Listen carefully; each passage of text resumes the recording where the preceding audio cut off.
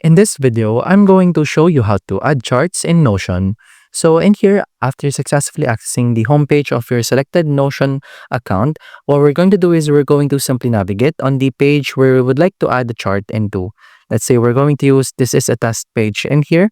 And when you click this will then open up the space wherein you input all the necessary details and information of the content that you would like to store. So in here, since we're talking about charts, there are a lot of type of charts that you can add in here. And to activate the choices, you simply type a slash in here and you can see the options of blocks that are available are now seen. So you simply scroll down in here and you can see the section database. So in database, this section is more inclined to charts. There are various charts that you can get under this specific category. We have vertical bar chart, horizontal bar chart, line chart, donut chart, and other charts in here. You simply click what is necessary or what is applicable to your purpose. Let's say vertical bar chart in here,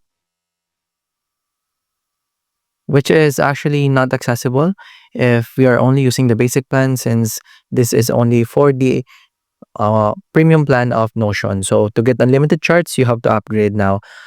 Yet, to see this, actually when your account is applicable, the bar chart will simply log in here.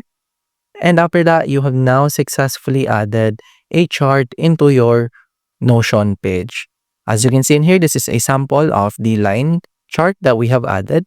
And after that, you have now successfully done your goal. And that's about it. That's how to add charts in Notion. If you have any questions, please let me know down in the comments below, and I'll do my best to help you out.